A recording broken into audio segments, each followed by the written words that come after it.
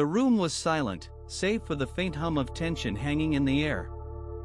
A single violin bow hovered over strings, trembling slightly in the hands of a musician who had lost everything. War had shattered his world, yet here he stood, ready to create something extraordinary. What could possibly drive someone to make music in the face of such devastation? What is it about music that transcends pain, grief, and even the darkest moments of human existence? This wasn't just a performance, it was a rebellion, a defiant roar against despair. Music, in its purest form, has the power to heal, to unite, and to remind us of our shared humanity. It's not just sound, it's survival. From the depths of tragedy to the heights of triumph, music has been the unsung hero of the human spirit. Imagine the courage it takes to compose a symphony in a bomb shelter, or the resilience to sing while marching toward freedom. These aren't just moments in history, they're proof of music's enduring strength. How does a melody become a lifeline? How does a rhythm ignite hope when all seems lost? This is the story of music's unyielding power, its ability to transform chaos into beauty, and its role as the heartbeat of resilience. The symphony of survival begins here, where adversity meets artistry, and where the human spirit finds its voice. What is it about music that makes it transcend borders, cultures, and even time itself? From the haunting melodies of ancient chants to the pulsating beats of modern anthems, music has always been more than mere entertainment. It is a lifeline, a universal language that speaks directly to the soul. When words fail, music steps in. When despair looms, music lifts us. It is the soundtrack of survival, the melody of resilience. But why? What power does it hold that makes it so indispensable in the face of adversity? Picture this, a soldier in the trenches, humming a tune to drown out the chaos. A prisoner in solitary confinement, tapping rhythms on the wall to keep hope alive. A child in a war-torn village, singing songs passed down through generations. These are not isolated moments, they are echoes of a truth as old as humanity itself. Music is not just an escape, it is a weapon against despair, a tool to rebuild shattered spirits. Consider the science, music activates every part of the brain, from the emotional centers to the motor cortex. It can lower stress hormones, elevate mood, and even reduce physical pain. But its true magic lies in its ability to connect us to ourselves, to others, and to something greater. It is a bridge between the broken and the whole, a reminder that even in the darkest moments, we are not alone. From the blues born out of slavery to the protest songs of civil rights movements, music has been the heartbeat of human struggle. It has fueled revolutions, healed wounds, and given voice to the voiceless. It is not just a reflection of our pain, it is a testament to our strength. And in every note, every rhythm, every lyric, there is a promise that no matter how hard the journey, we can endure. We can rise. So, what makes music such a universal force for survival? Perhaps it is its ability to capture the complexity of human emotion, joy, sorrow, anger, hope all at once. Or maybe it is its power to transform pain into beauty, to turn chaos into harmony. Whatever the reason, one thing is clear, music is not just sound. It is survival. It is resilience. It is the symphony of the human spirit, playing on, against all odds. Imagine standing in the midst of a battlefield, the air thick with smoke and fear. What could possibly cut through the chaos? The answer, surprisingly, lies in the power of music. From the trenches of World War I to the civil rights marches of the 1960s, music has been a steadfast companion in humanity's darkest hours. But how does a melody, a rhythm, or a song become a lifeline? Let's journey through history to uncover the symphony of survival that has echoed across generations. Take the soldiers of World War I, for instance. In the freezing trenches, they sang. They sang to drown out the deafening silence before the storm, to remind themselves of home, to forge bonds with comrades who might not see the next sunrise. Songs like "It's a Long Way to Tipperary" became anthems of resilience, transforming despair into defiance. Was it just a distraction? Or was it something deeper, something primal that connected them to their humanity amidst the inhumanity of war? Fast forward to the American Civil Rights Movement. Here, music wasn't just a comfort, it was a weapon. Spirituals like "We Shall Overcome" became rallying cries, uniting voices and hearts in the fight for justice. The rhythm of protest marches, the harmonies of freedom songs, they didn't just inspire, they empowered. They turned fear into courage, silence into action. Could the movement have gained the same momentum without the soundtrack of hope that music provided? Doubtful. And then there's the Holocaust, where music took on an almost sacred role. In concentration camps, prisoners secretly composed and performed music, defying their oppressors with every note. Orchestras like the one in Auschwitz played under unimaginable conditions, their melodies a testament to the indomitable human spirit. Was it just art? Or was it survival itself, a refusal to let the soul be extinguished? Music, in these moments, wasn't just a background score, it was the heartbeat of resilience. It was proof that even in the face of unspeakable suffering, humanity could still create beauty. So, what is it about music that makes it so powerful? Is it the way it bypasses logic and speaks directly to the heart? Or is it its ability to unite, to remind us that we're not alone? Whatever the answer, one thing is clear: music isn't just sound. It's survival. It's hope. It's the soundtrack of humanity's endurance. Imagine standing in a crowd, shoulder to shoulder with strangers, yet feeling closer to them than to anyone else. The air is electric, vibrating with the pulse of a shared rhythm. This is the magic of music, its unparalleled ability to unite us, especially when life feels fractured and uncertain. In times of hardship, music becomes more than a melody, it becomes a lifeline, a communal heartbeat that binds people together. Have you ever wondered why, in the darkest moments, humans instinctively turn to song? It's because music speaks a universal language, one that transcends borders, cultures, and even pain. It's a force that whispers, "You are not alone."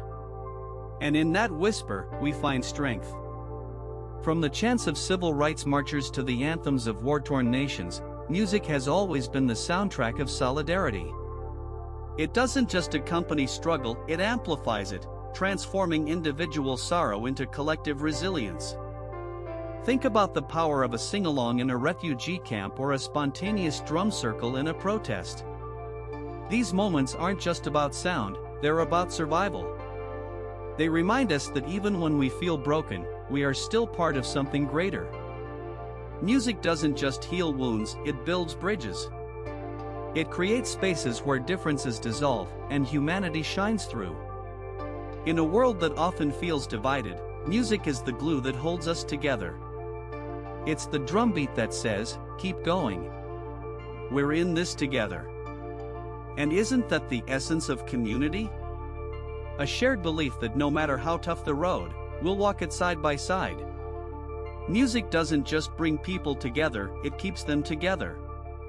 It's the thread that weaves through our stories, binding us in ways words alone never could.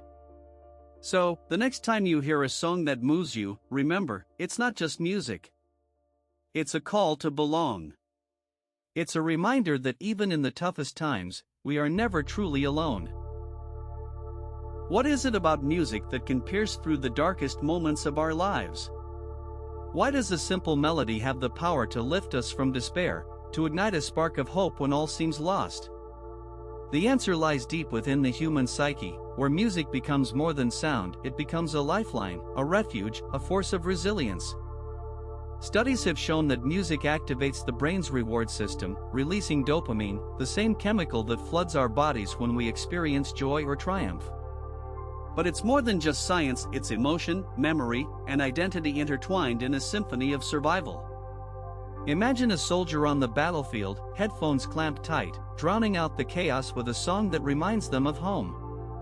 Or a cancer patient, weakened by treatment, finding strength in the lyrics of a hymn that echoes their faith. These aren't just moments, they're acts of defiance against adversity, proof that music is a weapon against despair. How does it work? Music doesn't just distract, it transforms. It rewires our brains, shifting our focus from pain to possibility, from fear to courage. A single chord can trigger a flood of memories, reminding us of who we are and who we can still become. It's not just about escaping reality, it's about reshaping it. Consider the stories of survivors who've turned to music in their darkest hours. A mother grieving the loss of her child finds solace in a lullaby she once sang. A refugee fleeing war clutches a battered instrument, clinging to the songs of their homeland as a reminder of identity and hope. These aren't just anecdotes, they're testaments to the indomitable spirit of humanity, fueled by the universal language of music. And it's not just about listening, it's about creating. When we make music, we reclaim control. We transform pain into art, chaos into harmony. A drum beat becomes a heartbeat, a melody becomes a mantra. Music becomes a mirror, reflecting our struggles, our triumphs, our very essence. So, what is it about music that heals? It's the way it speaks to us when words fail. The way it holds us when the world feels too heavy. It's the rhythm that keeps us moving forward, even when every step feels impossible. Music isn't just sound, it's survival. And in the symphony of life, it's the note that keeps us playing. When words fail, music rises. In the darkest corners of history, where oppression looms and silence is enforced, music becomes a weapon, a defiant roar against injustice. How does a simple melody transform into a battle cry? How does a song, sung softly in the shadows, ignite revolutions? The answer lies in its universality, its ability to transcend barriers and unite the oppressed in a shared rhythm of resistance. From the civil rights marches of the 1960s to the anti-apartheid movements in South Africa, music has been the heartbeat of protest, the soundtrack of rebellion. Think about it, what could be more powerful than a crowd of voices, harmonizing in defiance? Songs like We Shall Overcome or Strange Fruit weren't just melodies, they were manifestos. They carried the weight of centuries of struggle, the pain of lives lost, and the hope of futures yet to be won. These songs didn't just describe injustice, they confronted it head-on, weaving stories of resilience into every note. Music became the voice of those who were silenced, the anthem of those who refused to be broken. But it's not just about lyrics or melodies, it's about the visceral power of sound itself. In Chile, during Pinochet's dictatorship, Victor Jara's guitar was silenced, but his songs lived on, smuggled from prison to prison, whispered in secret gatherings. In Iran, underground rap artists risked their lives to record tracks that challenge authoritarian rule. Music, in these moments, is more than art, it's survival. It's a way to say, we are here, and we will not be erased. And let's not forget the role of rhythm, the primal, unifying force that turns a protest into a movement. When thousands march to the beat of a drum, when fists rise in sync with a chant, music becomes the glue that binds individuals into a collective force. It's not just about hearing, it's about feeling. The vibrations of a bass line, the pulse of a drum, these are the signals that tell us we're not alone. So, why does music resonate so deeply in times of conflict? Because it speaks to the soul. It bypasses logic and reason, reaching straight into the heart. It's the ultimate act of defiance, to create beauty in the face of ugliness, to find harmony amidst chaos. Music isn't just a protest, it's a promise that as long as there are voices to sing, there will be hope for change. In the depths of the Chilean desert, beneath the unforgiving weight of a collapsed mine, 33 men clung to life in a darkness so absolute it seemed to swallow time itself. The year was 2010, and the world watched in horror as the San Jose mine became a tomb. But what transformed this tragedy into a tale of resilience? Music. Yes, music. It wasn't just the drills or the rescue teams that kept hope alive, it was the songs that echoed through the caverns, the melodies that bound these men together in their darkest hour. How does a song, a simple arrangement of notes, become a lifeline? Let's dive into the symphony of survival that unfolded 700 meters below the Earth's surface. Imagine the scene: stifling heat, dwindling rations, and the crushing silence of isolation. Yet, amid the despair, one miner, Mario Sepulveda, began to sing. His voice, shaky at first, grew stronger with each verse. Soon, others joined in. Folk songs, hymns, even improvised chants, music became their language of defiance. It was their way of saying, "We are still here. We are still alive." The songs weren't just entertainment, they were a ritual, a daily reminder of their shared humanity. Could music truly sustain them? The answer came in the form of unity. When fear threatened to fracture their resolve, music stitched them back together. Each note was a thread, weaving a tapestry of hope that no darkness could unravel. Above ground, the world caught wind of their musical defiance. Messages of support poured in, and soon, musicians from Chile and beyond dedicated songs to the trapped miners. Even the rescue team